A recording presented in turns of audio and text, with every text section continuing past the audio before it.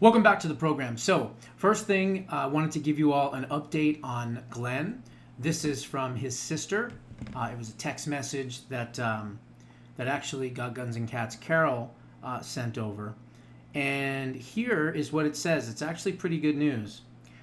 No brain bleeds or stroke visible on MRI, thank goodness. His eyes have opened and he has movement in his legs. We are hopeful. They are going to move him to a better equipped hospital to monitor the slight seizures that he is having in real time. They had to put him back on sedation because of the seizures, and I'll let you know what's going on. So that's all we got so far, but it looks like some of the brain function tests and all that have been good. So keep praying, fingers crossed as well. The other thing is I'm putting a whole bunch more shows up into the best of section. I'm at letter P right now, so there's going to be a whole bunch more coming this weekend as well. But wanted to get into a couple of interesting things here. So we know that Ed Martin was working on trying to prosecute Chuck Schumer for the threats against the Supreme Court when he said, Gorsuch and, Roberts and, you'll know our wrath and this and that and all this other stuff. So he was threatening the Supreme Court. So that is an ongoing investigation. But in particular, he was also going after people on the January 6th prosecutors as well. And so he's been very, very busy. And I think that that's probably one of the reasons why Tom Tillis decided to block his nomination, because he understands that Ed Martin is going after the criminals in January 6th, the prosecutors and people like that. So he's now been switched over, right, to the Department of Justice. He is now the chief or the head, whatever you want to call him. You could call him the Deep State Weaponization Czar. That would be a good title for him, because all of his concentration and all of his focus is on the deep state themselves, okay? So Trump's new weaponization czar, Ed Martin, has unleashed hell on the deep state, quietly investigating Russiagate architects and lawfare operatives, including Weissman, the most crooked scum attorney ever, maybe other than Mark Elias. So President Donald Trump has appointed Ed Martin as the head of the newly formed Weaponization Department at the Department of Justice, a move that has Democrats, never-Trumpers, and deep state operatives sweating bullets.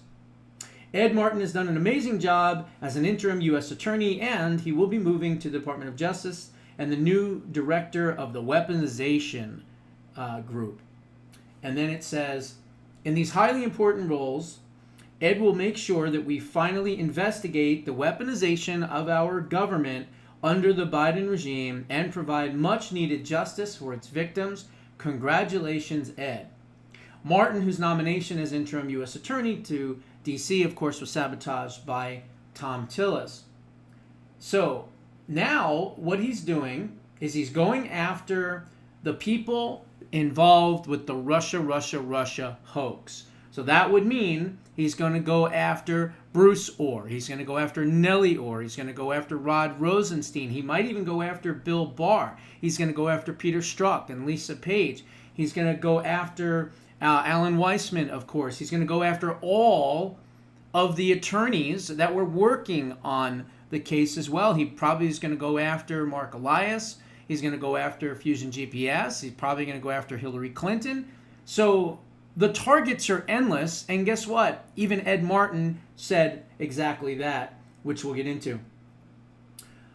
It says here, let's see, where is it? Right here. There was no limit to the weaponization, Martin told the New York Post. So that means that there's no limit to my targets, end quote. It's a nationwide and frankly an international docket where the government was used against the U.S. citizens and where the government was completely weaponized, he added. Sometimes there will be crimes involved in which we will prosecute. Sometimes there will just be the need to make clear that this is not how it's supposed to go. So maybe people that didn't actually commit crimes, but maybe didn't say anything about it. Maybe they'll just be demoted, or they'll have their security clearances taken, or whatever. But if they didn't, quote unquote, do an actual crime, then they probably won't be prosecuted, is what he's saying. While the Senate was busy playing games with his nomination, Martin was already wielding his authority way behind the scenes. As interim U.S. attorney, he demoted multiple prosecutors involved in the politically charged January 6 cases and began launching fresh inquiries into the Russiagate actors. We want to see him prosecute all these people. And then it says, Mueller's infamous pitbull Andrew Weissman, Department of Justice insider Mary McCord, and disgraced former FBI counterintelligence chief Charles McGonigal, who ironically is now serving a 78-month prison sentence for collusion when he sanctioned Russian oligarch Oleg Deripaska, were all key players in the Trump-Russia saga. Just last week, Martin's office fired off an email to McGonigal's attorney asking for a jail interview with him to inform him and come to the attention of his office that the information that they have, not just on him, but on the players involved, needs to be dealt with in a standpoint of a deposition. So what does that mean? He's going to probably go to the jail and meet with this guy in a private room and take a deposition on what he knows. And maybe they'll say, hey, guess what? You've got 78 months for collusion and, money laundering and all these other things. We'll cut that down if you give us A, B, C, D, E, F, G. So a lot of times that's what these prosecutors do. They take somebody, they put leverage on them. They say, hey, guess what? Better time served. We'll get you out sooner. We'll do this, we'll do that. But you got to give us this, this, and this. So hopefully that's what he's going to be doing. And again, that'll be a sworn deposition at the prison. Based on the letter, Martin's team unearthed more information about McGonigal, who is now, again, like I said, 78-month sentence for colluding with a Russian oligarch to evade U.S. sanctions and concealing information from the feds about how he received a $225,000 payment from the Albanian government. Perhaps the most high-profile known target that Martin is in the process of pursuing is Weissman himself, who was the top lieutenant of the Mueller investigation and probe and is now, sadly, an MSLSD talking head legal analyst. In March, Martin raised conflict of interest concerns against Weissman over his role in signing off on a settlement of up to $4.5 billion in a foreign bribery case involving Brazilian construction giant Odebrecht while serving as chief of the criminal fraud section of the Justice Department in 2016. Martin pointed out that Weissman worked for the Jenner and Block law firm before leading the Department of Justice's criminal fraud section. Jenner and Block represented the Canadian private equity firm Brookfield Asset Management, which seemingly took advantage of the fallout from the bribery case and purchased a 57% stake from Odebrecht in Peruvian toll road authorities. Then it goes to say Mike Davis, who again would have been a great addition to the Department of Justice and all that, founder and president of the Article 3 project, lit up social media with a fiery post on X that was retweeted by Ed Martin himself stating, "Lawyer up, lawfare Democrats, justice is coming, nobody is above the law, weaponization czar, Ed Martin quietly is probing you, probing the Russiagate, and is going to get to the bottom of it. There are no limits on Ed Martin and his targets." So that is a great development. That means that these people are going to be investigated. Hopefully there'll be a grand jury. They'll be indicted. They'll be arrested. And hopefully they'll be prosecuted and they'll be imprisoned. At least that's what we can hope for. So things are moving in the right direction. Now, also, this is coming from Dan Bongino. Dan Bongino obviously had his television show and, podcast, whatever, for a very long time. But now as the Deputy Assistant Director of the FBI, obviously he can't do that anymore. He doesn't work for himself anymore. He is now working for us, we the people, the public. So the only thing he can do is give updates from time to time, and this is the one that he gave today. I would like to update you on some things that I think are going very well and some things that, well, we can actually do a lot better. The workforce, this is what he says, has been working overtime on task force operations to remove dangerous illegal alien criminals from our country. That work continues, and our message is clear. If you came here illegally to prey on our citizens, your days are going to be numbered. These removal and incarceration operations will dramatically change the crime landscape in the country when combined with the administration's laser-focused sealing of the border. Expect these operations to ramp up, not slow down. Crimes against children are a priority for the FBI. Operation Restoring Justice, where we locked up child predators, and 764 of them to be exact, in every part of the country is just the beginning. We are going to take your freedom if you take away a child's innocence. Think twice if you've targeted children, because we're coming for you.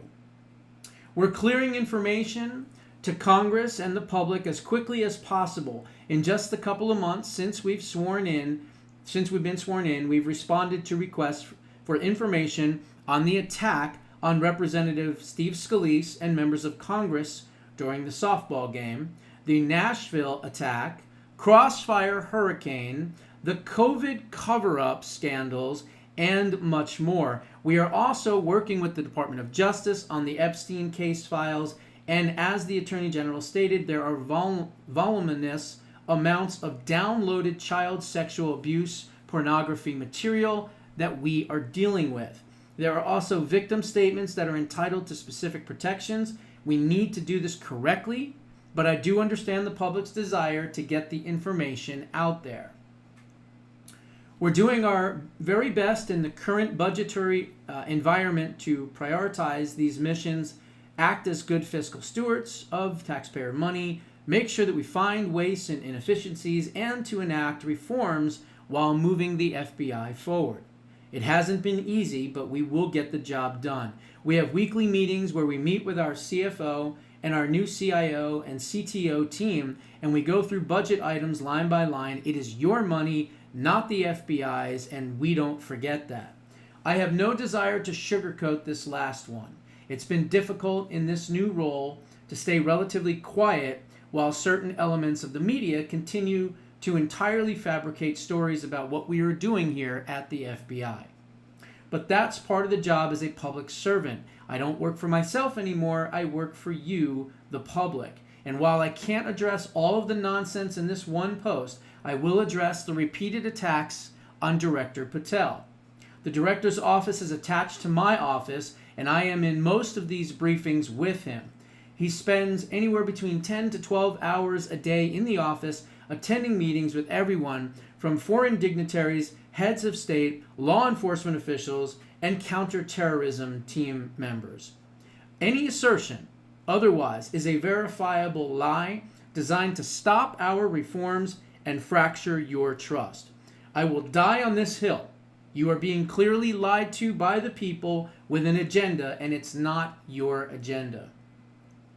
Thanks for allowing me to communicate with you on this channel. Other things are happening as well, and they will become much more clear and evident in the coming weeks and months. Keep watching us, and please keep holding us accountable. God bless America and all those who defend her. Dan Bongino. So that's interesting. You know, I was starting to think about it, not just from reading that, but just going and looking at what they've done so far. In order for them to concentrate on taking down the deep state, as we are all on bated breath, you know, waiting for and where the arrests, and I get it and I say it myself, they need to take care of the safety issues in the country. And that means getting these illegal aliens out of the country. And I started to think about it this way too.